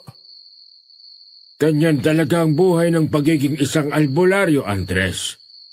Marami talaga akong makakaaway na masasamang kalaban dahil sa ginagawa ko. Kailangan ko tong tanggapin dahil ito ang tungkulin ko sa baryong ito. Mag-iingat ka palagi, Kadyo. Paano kung isang gabi masira nila itong mga pangontra natin dito sa bahay? Paano na tayo kapag nakapasok sila? Huwag kayong mag-alala at wala kayong dapat ikatakot. Hindi naman makakapasok ang mga aswang sa bakuran natin dahil nga sa dami ng pangontrang nakapalibot dito. Ang mabuti pa magpahinga na tayong lahat ngayong gabi ng mas maaga. Total naman ay natapos na natin ang mga kailangang gawin para sa kasal niyo ni Miel bukas, Andres. Matulog na tayo para may lakas kayo para sa seremonya bukas. Umakyat na nga ako sa kwarto namin ni Miel pagkatapos namin mag-usap ni na Tio Kadyo at Tia Ines sa ibaba. Pagbukas ko ng pinto, hindi ko agad nakita si Miel sa loob. Pero narinig kong lumalagaslas ang tubig ng gripo sa banyo doon sa loob ng kwarto namin. Kaya naman inisip ko na baka nandoon lang ang nobya ko at naliligo para makapagpresko na rin pagkatapos ng maghapong pagtulong sa paglilinis. Hinubad ko ang suot kong t-shirt na basang-basa ng pawis dahil sa ginawa ko sa labas. Tapos ay nahiga muna ako sa kama namin. Bala ko sana siyang hintayin pang matapos sa paliligo para makapag-usap pa kami sandali tungkol sa mga mangyayari bukas. Gusto ko pa sana siyang yakapin at sabihin kung gaano ko siya kamahal at kung gaano ako ka-excited na pakasalan siya. Pero dahil na rin siguro sa sobrang pagod ng buong katawan ko, nakaramdam agad ako ng antok noong lumapat ang likuran ko sa malambot na kutsyon. Bumigat ang mga talukap ng mata ko at maya-maya pa, hindi ko na namalayang nakatulog na pala ako ng tuluyan. Bandang hating gabi nang bigla na lang akong maalimpungatan sa pagkakahimbing ko. Nagising ako na medyo nanlalamig, kaya napamulat ako. Pagtingin ko, nakatapat pala sa akin yung bentilador at nakakumot lang ang kalahati ng katawan ko. Patay na rin ang ilaw sa kwarto namin at tanging ang liwanag lang ng buwan mula sa bintana ang nagsisilbing ilaw sa loob. Kinusot-kusot ko ang mga mata ko at inabot ko ang kabilang gilid ng kama para yakapin sana si Miel. Pero nagulat ako nang makapakong bakante ang inihigaan niya. Wala sa tabi ko si Miel. Agad ako nagtaka kung nasaan ang nobya ko. Bumangon ako at kinapa ko ang switch ng ilaw para buksan ito. Tiningnan ko sa banyo kung nandoon ulit siya pero pagbukas ko ng pinto ng banyo, madilim doon at tuyong-tuyo rin ang sahig. Nag-umpisa na akong kabahan. Binuksan ko ang pinto ng kwarto at lumabas ako. Nakita kong patay na rin ang ilaw sa buong bahay at tulog na tulog sina Tio Kadyo at Tia Ines sa kwarto nila dahil naririnig ko ang hilik ni Tio. Hinalugog ko ang buong ikalawang palapag pati na ang sala sa ibaba pero hindi ko pa rin makita si Miel. Hanggang sa makarating ako sa kusina kung saan naabutan ko ang isang bagay na nagpatayo ng balahibo ko sa batok. Nakabukas ang pintuan palabas ng likod bahay. Agad na nakaramdam ng kaba ang buong dibdib ko. Nag-alala ako ng todo sa nobya ko, lalo na at naaalala kong may mga aswang na umaaligid sa bakuran namin kanina. Baka may nangyari na sa kanya o baka hinila siya ng mga halimaw na yon palabas. Humanap muna ako sandali ng armas na pwede ko magamit kung sakali. Kinuha ko ang isang matalim na itak na nakasabit malapit sa lababo. Tapos ay nagpasya na akong lumabas para hanapin si Miel. Dahan-dahan ang ginawa kong pagakbang sa labas ng pinto. Sobrang tahimik ng paligid at tanging mga kuliglig lang ang naririnig ko. Pinakiramdaman ko ang buong bakuran. Naglakad ako papunta sa isang sulok ng likod bahay, doon sa may medyo madilim na bahagi kung saan nakatambak yung mga inipon namin panggatong ni Tio Kadyo. Doon ay minaaninag akong anino ng isang tao. Idinilat ko ng malaki ang mga mata ko para makakita ako ng maayos sa dilim, kaya nakita ko si Miel. Hindi ko gaanong maaninag noong una kung anong ginagawa niya doon sa madilim na sulok. Nakita kong nakahalokip-kip siya at nakatalikod sa akin. Parang may kinakain siya dahil gumagalaw ang mga balikat niya at may naririnig akong tunog ng pagpunit ng laman at pagnguya. Miel? Miel, ikaw ba yan? Anong ginagawa mo dito sa labas ng ganitong oras? Delikado dito. Pumasok na tayo. Ali ka na. Hindi. Hindi, Andres. Huwag kang lalapit. Diyan ka lang. Pakiusap, huwag kang lalapit sa akin. Ha? Miel, bakit? Ano ba yung hawak mo? Humarap ka nga sa akin, Miel. Patawad, Andres. Patawarin mo ako. Diyos ko! Miel! Ano yung nasa mukha mo? Bakit puro dugo yung bibig mo? Pati yung damit mo, puro talsik ng dugo. Andres, makinig ka sa akin. Pagpapaliwanag ako, pakinggan mo ako. Yung manok? Yan yung buhay na manok na para sa lulutuin bukas sa kasal natin, di ba? Bakit mo kinakain ng buhay yan, Miel? Halos buto at balahibo na lang natira sa leeg at katawan niya na. Miel? Aswang ka ba? Patawad, Andres. Patawarin mo ko kung itinago ko sa iyong tungkol dito. Natakot lang ako. Natakot ako mawala ka sa akin kapag nalaman mo ang totoo. Hindi. Hindi pwede ito. Nananaginip lang ako. Tama. Sabihin mo sa akin panaginip lang to, Miel. Paano mangyayaring aswang ang babaeng pakakasalan ko bukas? Hindi to totoo! Hindi! Andres! Lumayo ka muna sa kanya. Tio Kadyo, nakikita niyo po ba to? Si Miel po, kumakain ng buhay na manok. Mukhang nayanggaw ang mapapangasawa mo, Andres. Kailangan nating mahuli agad siya ngayon din para magamot ko siya agad bago pa tuluyang lamunin ng kamandagang sistema niya. Nayanggaw po. Ibig ninyong sabihin, may nangawa lang sa kanya dito, kaya siya naging ganyan? Maaari. Baka nga may nanghawa sa kanya nung magpunta kayo dito at naisahan siya ng mga umaaligid na aswang. Halika rito at tulugan mo kung itali siya nang hindi siya makapanlaban. Parang tumigil ang pag-ikot ng mundo ko noong mga sandaling yon. Hindi ako makapaniwala sa nakikita ng dalawang mata ko. Ang babaeng pinakamamahal ko, ang babaeng pinangarap kong pakasalan at pakasama habang buhay, ay nakaupo sa harap ko ngayon na punong-puno ng sariwang dugo ang bibig. Habang hawak ang isang luray-luray na katawan ng manok na ilalaan sana namin para sa handaan bukas, ramdam ko ang pagkirot ng puso ko at ang panginginig ng buong katawan ko. Hanggang sa nabitawan ko na lang ang itak na hawak-hawak ko. Parang lutang na sumusunod na lang ako sa utos ni Tio Kadyo kahit na medyo diskumpiyado ko sa mga nangyayari. Kumuha ng makapal na lubid si Tio Kadyo mula sa tabi ng panggatong at iniabot niya ito sa akin. Akala ko manlalaban pa si Miel o kaya ay tatakbo siya palayo dahil aswang siya at baka saktan niya kami. Pero hindi niya ginawa yun. Umiyak lang siya habang nakatingin sa akin. Sumama ng kusa si Miel sa akin at hinayaan niya lang akong itali ang mga kamay at paa niya sa isang bangko sa loob ng bahay.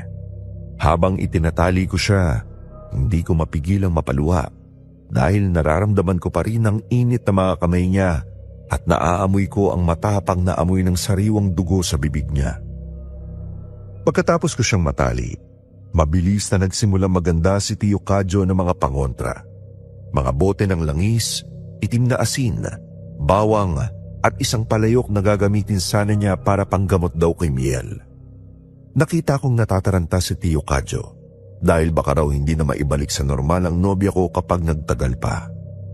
Kumuha siya ng isang bote at akmang ipapahid niya sana ang kumukulong langis sa noon ni Miel para subukang patayin ang sumpang pumasok dito.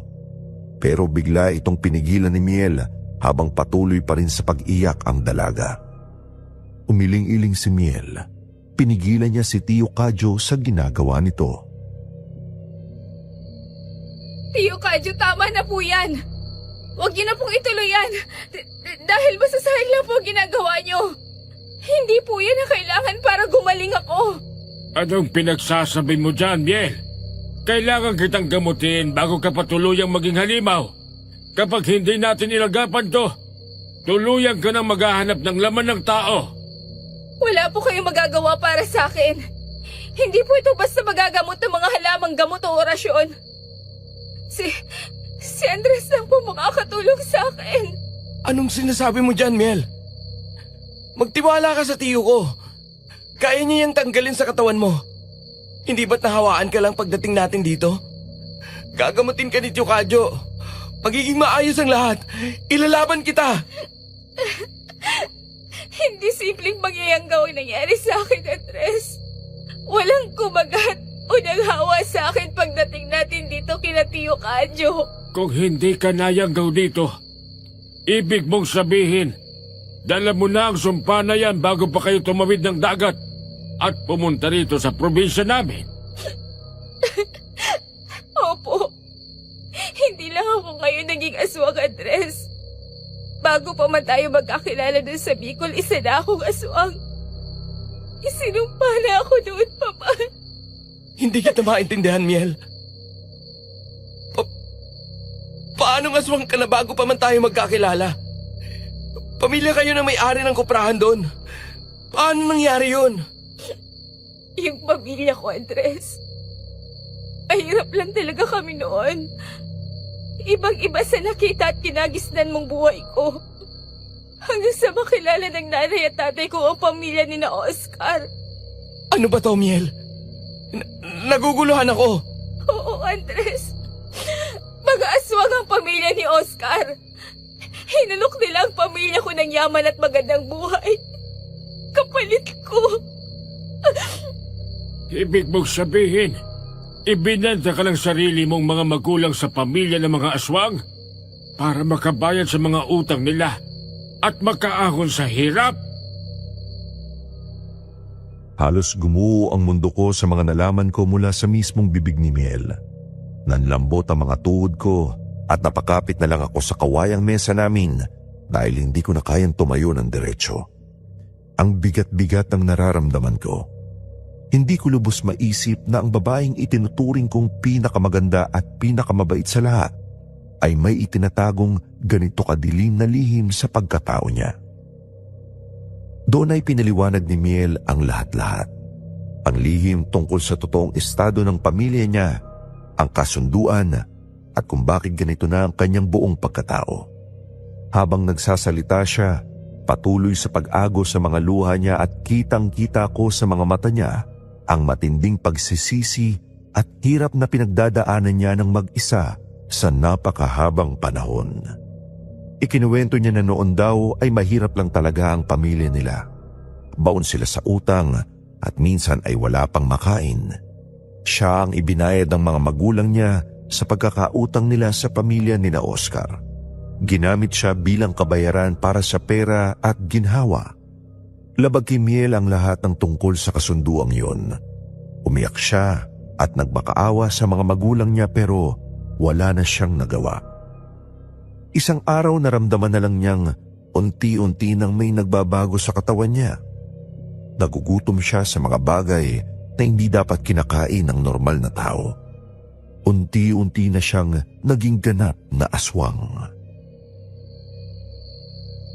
Matindi ang pagkakagusto sa'yo ni Oscar noon pa. Hindi ba? Kinagat ka ba niya nang hindi mo na mamalayan?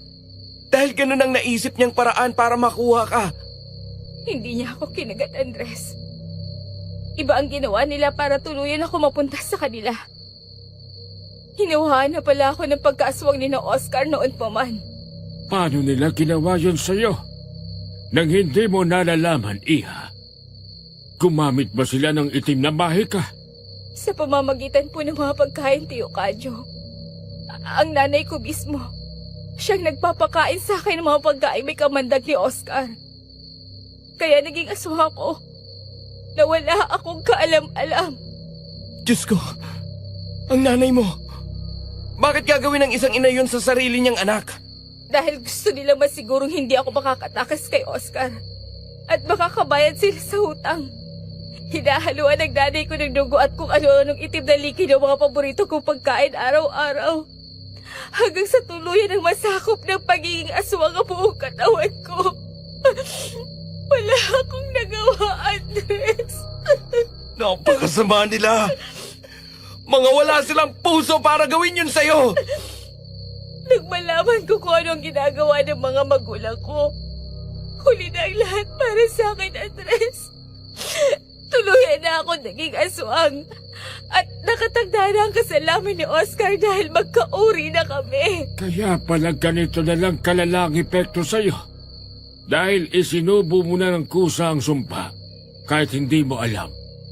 Matagal nang nasa dugo mo ang pagiging aswang. Yun ba ang dahilan, Miel? Kaya ba nagyayakang magtana na lang tayo nung isang gabi? Oo, Andres. Yun ang dahilan ko bakit inaya ko magtana na tayo. Gusto kong tumakas sa kanila. Gusto kong takasan yung pagiging halimaw. At akala ko, kapag lumayo ako matatakasan ko rin yung sumpa. Pero hindi ko pala kaya. Bigla na lang lumabas ang pagiging aso ko dahil hindi ko na halos kayang pigilan ang paghihirap ko sa loob ng bahay na to. Na puro pangontra laban sa mga kauri ko.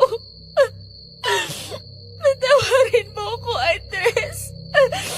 Patawarin mo ko. Sabihin mo nga sa akin ang totoo, Miel. Yun lang bang dahilan kaya mo ako inayang magtanan? Para makatakas ka kay Oscar? At para mailigtas mo ang sarili mo sa sumpa? Ginamit mo lang ba ako? Mahal mo ba talaga ako? Hindi. Hindi ganun yun, Andres. Mahal kita. Mahal na mahal kita. Kung mahal mo ako, bakit inaglihim? Paano ko malalamang totoo yung sinasabi mo kung simula pa lang puro panlilin lang na ang ginawa mo sa akin? Oh, Diyos ko, Kadyo. Anong nangyayari dito? Bakit nakatali si Biel at puro dugo ang... Kumalma ka lang, Ines. Hayaan muna nating mag-usap ang dalawa para malinawan tayo sa lahat ng gulong ito. Pakinggan mo ako, Andres. Bago pa man tayo magkakilala, tanggap ko na ang kapalaran ko. Handa na ako mabuhay kasama si Oscar.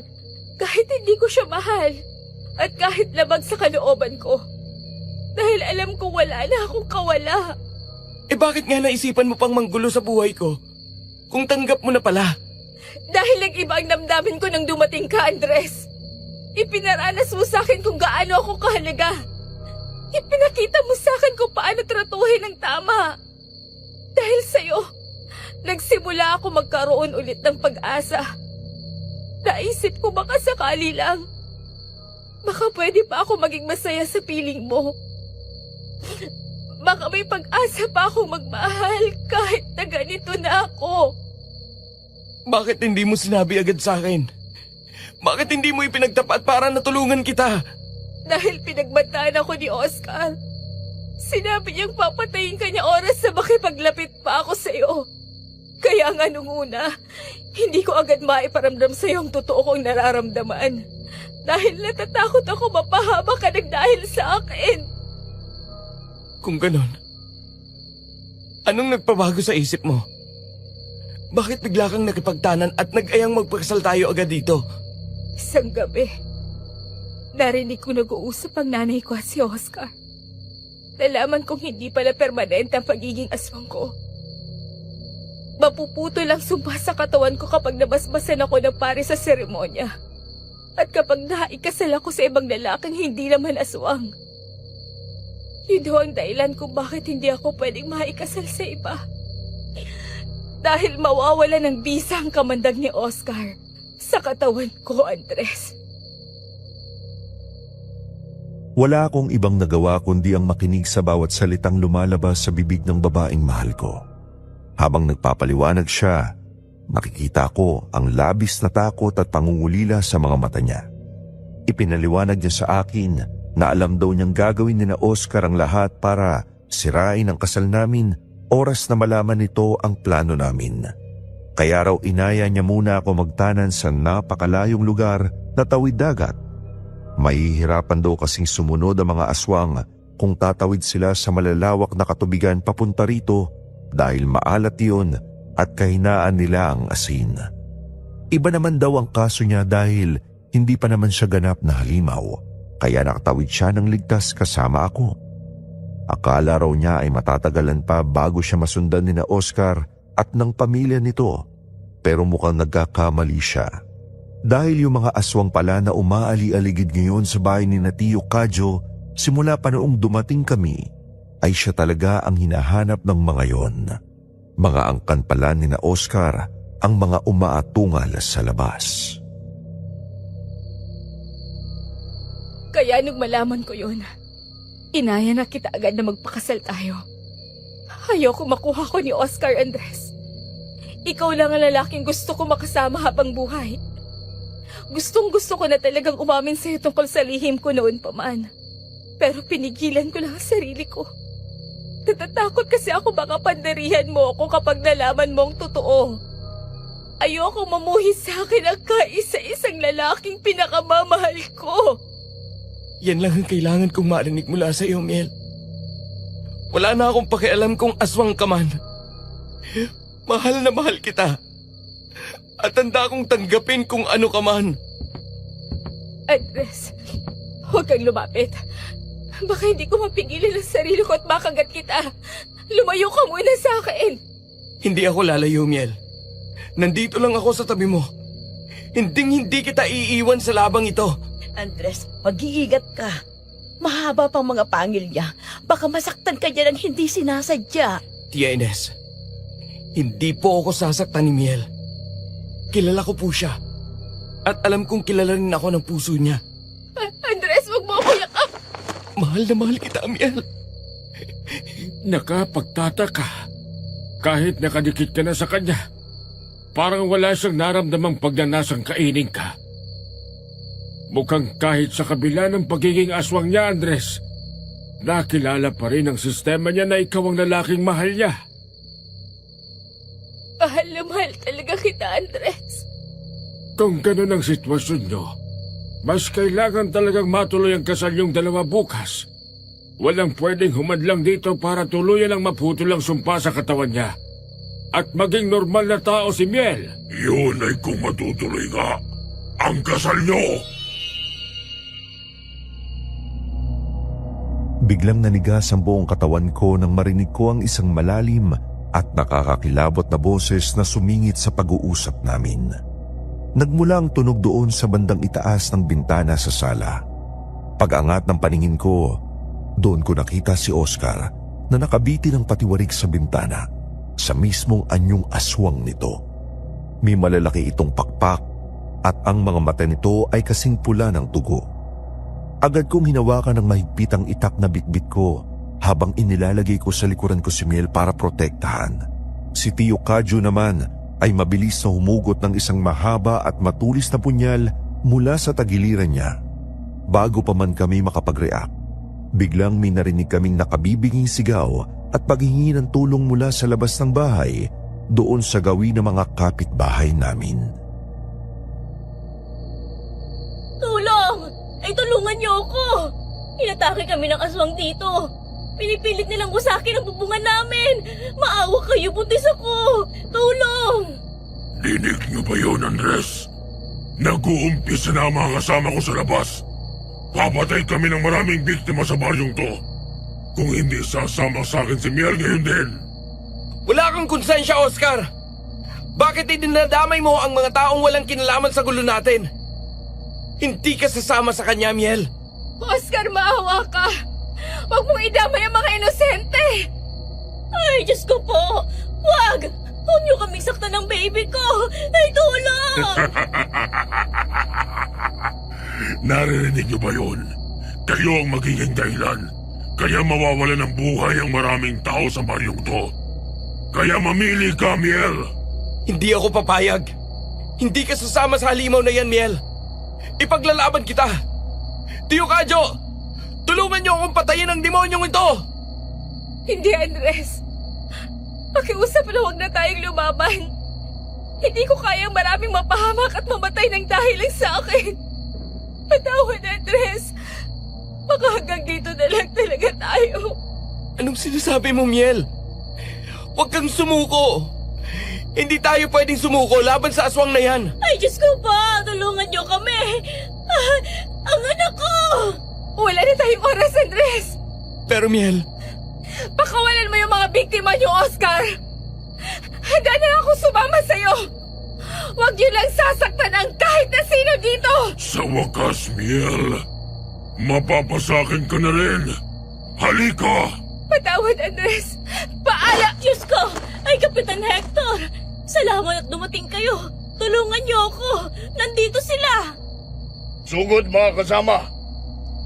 Walang aswang na makakatakas ng buhay ngayong gabi.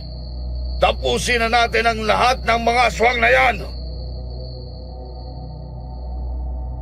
Bago pa man tuluyan sumama at makuha ni Oscar si Miel, bigla na lang umalingaw-ngaw ang mga sigaw sa labas ng bahay. Nagsidatingan na pala ang mga tanod sa baryo, kasama ang magiting na si Kapitan Hector, at sumugod sila sa mga aswang na umaaligid sa labas. Nagkagulo na ng tuluyan. Dahil sa dami at ingay ng mga dumating, napalingon bigla si Oscar sa direksyon ng kapitan at ng mga tanod. Nawala ang atensyon niya sa amin at doon na ako nakakuha ng tiyempo. Kumuha ako ng buwelo at bigla kong tinaga ang mukha ni Oscar na nakadungaw sa bintana gamit ang itak ko. Namilipit siya sa sakit at umiyaw ng napakalakas habang tumatalsik ang dugo. Pero hindi pa ako doon natapos. Habang nawawalan siya ng balanse, mabilis na inagaw ko pa ang punyal na hawak ni Tio Kadyo at itinarak ko rin yun ng malalim sa mismong noo ni Oscar. Dahil doon, bumagsak ang malapaniking wangis ni Oscar sa lupa. Nangingisay pa ito, pero bago pa man ito makaumang para lumaban ulit, nahugot na ni Tio Kadyo ang isang tuyong palaspas na nakasabit sa itaas ng puno. Sinindihan niya yon gamit ang lighter na nasa bulsa niya bago niya yun mabilis na pinadikit sa pakpak ng nagkikikisay na si Oscar. Oh! Mainit! Patayin niyo nga, boy! Mga lapastangan kayo! Yan ang nababagay sa'yo. Masunog ka hanggang sa maging abuang-buong katawan mo. Tio Kadyo, yung iba pang mga aswang dun sa kalsada, lumalaban pa sila kina Kapitan Hector. Huwag kayo nga atras, mga kasama. Itarak ninyo ang mga sibat sa kanila. Tanda ninyo, may pamilya tayong pinoprotektahan dito. Kadyo, Andres, tingnan niyo dyan sa silangan. Nagliliwanag ng kalangitan. Papasikat ng araw. Miel, ayos ka lang ba? Kumapit ka lang sa akin. Malapit nang matapos to. Andres, ang sakit ng buong katawan ko. Nagsisimula ng matunaw ang kapangyarihan nila dahil sa sikat ng araw. Tingnan nyo! Nagsisipagliparan ng iba palayo. Hayaan nyo sila. Tignan nyo ang nangyayari sa kanila sa Himpapawid. Biglang nagapoy ang buong katawan ni Oscar sa harap namin dahil sa benditadong palaspas, habang ang mga kasama naman nitong aswang ay hindi agad nakalaban sa maraming tanod at mga kalalakihan sa baryo na sumugod sa kanila. Napatay ang iba sa mga ito gamit ang mga sandatang may pangontra, habang ang iba naman ay sugatang nakatakas palayo. Nakita pa naming nagliparan sa himpapawid ang ilang aswang na natira, pero siya namang tuluyang pagsikat ng araw sa silangan na agad na sumunog sa kanila sa ere. Nagliyab sila na parang mga bulalakaw at naging abo bago pa man sila bumagsak sa lupa. Pagkatapos noon, nang masigurong ubos na ang mga halimaw, biglang nawala ng malay si Miel sa mga bisig ko. Sobrang takot ko noon, pero maya-maya pa ay nagmulat din siya ng mata. Pagtingin ko sa kanya, nakita kong wala na yung matutulis na pangil niya dahil bumalik na ulit yon sa normal. Unti-unti nang nawawala ang epekto ng sumpa dahil patay na si Oscar. Agad kaming naghanda kahit napagod at puyat kaming lahat. Dahil sabi ni Tio Kadyo, kailangan talagang matuloy na ang kasal namin ni Miel ng araw ding yun para sa wakas ay magamot na si Miel ng tuluyan. Hindi na kami nag-aksaya ng panahon pagkatapos nun.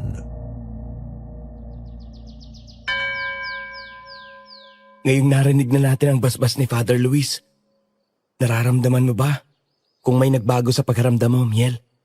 Nawala na yung bigat, Andres. Nawala na rin yung panlalamig na lagi ko nararamdaman sa tuwing sasapit ang gabi. Pakiramdam ko, naging magaan ang buong katawan ko. Normal na tao na ulit ako. Sabi ko naman sa'yo matatapos din ang kalbaryo mo. Mula ngayon, misis na kita. Wala nang sumpa at wala nang Oscar na makakapaghiwalay sa ating dalawa. Misis mo na nga ako. Ang saya-saya ko, Andres. Sana lang talaga. Nandito rin ang nanay at tatay mo para makita tayo ngayon. Nakikita nila kayo mula sa langit, Miel. Sigurado akong tuwang-tuwa ang dalawang yun para sa inyo. Lalo na't alam nilang nasa mabuting kamay na ang anak nila.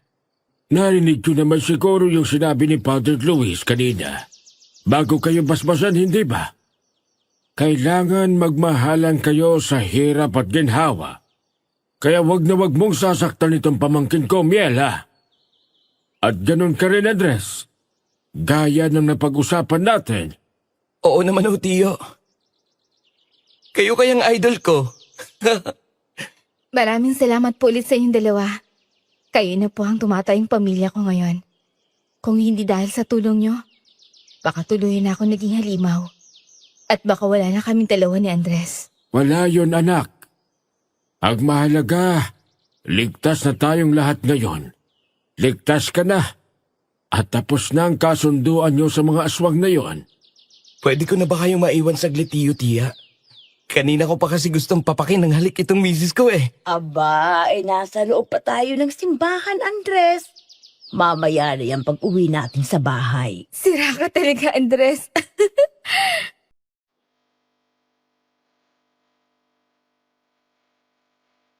Nang matapos ang misa at ang palitan namin ng mga sumpaan, doon ko tuluyang naramdaman ang tunay na kapayapaan. Wala nang sisira sa pagmamahalan naming dalawa ni Miel. Kahit pagod at puyat kaming apat mula sa madugong labanan kagabi, napalitan niyo ng luha ng kaligayahan.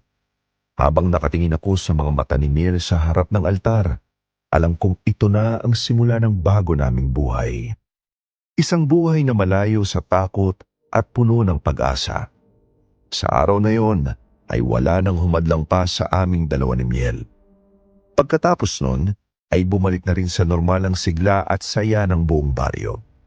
Lalo na at alam nilang wala na ulit ang mga aswang na muling manggugulo sa kanila kahit kailan. Sa uli, nagsama kami ng matiwasay ni Miel. Hanggang ngayon ay dito pa rin kami nakatira sa bahay ni Tio Kadyo at Tia Ines na nag-ampon sa amin bilang tunay na pamilya. Masaya kaming namumuhay, kasama rin ang dalawa naming anak ni Miel. Matapos ang lahat ng pangyayari, ay hindi na kami nagpasya pang bumalik sa Bicol. Wala na rin kaming balita sa mga magulang ni Miel dahil pinutol na niya ang koneksyon niya sa kanila. Wala na raw siyang nakikita pang dahilan para makipag-ugnayan siya sa pamilyang unang umabandona sa kanya nang ibenta siya ng mga ito sa aswang kapalit ng masaganang buhay. Hindi ko na rin naman siya kinulit pa tungkol doon. Dahil sa totoo lang, ayoko ring makilala ng mga anak namin ang mga taong minsang nagdulot ng pasakit sa kanilang ina. Minsan talaga, dadaan tayo sa napakaraming pagsubok at malalaking takot bago natin makamit ang tunay na kaligayahan. Pero gaya ng kwento naming ito ni Miel, sa huli ay nakuha rin namin sa wakas ang kasiyahan at katiwasayan na inasam naming pareho. Sana po ay nagustuhan ninyo ang kwentong ibinahagi ko sa inyo ngayon dito sa Kwentong Takip Silim. Hanggang dito na lang po ang kwento ko. Muli, ako po si Andres at magandang araw po sa inyong lahat.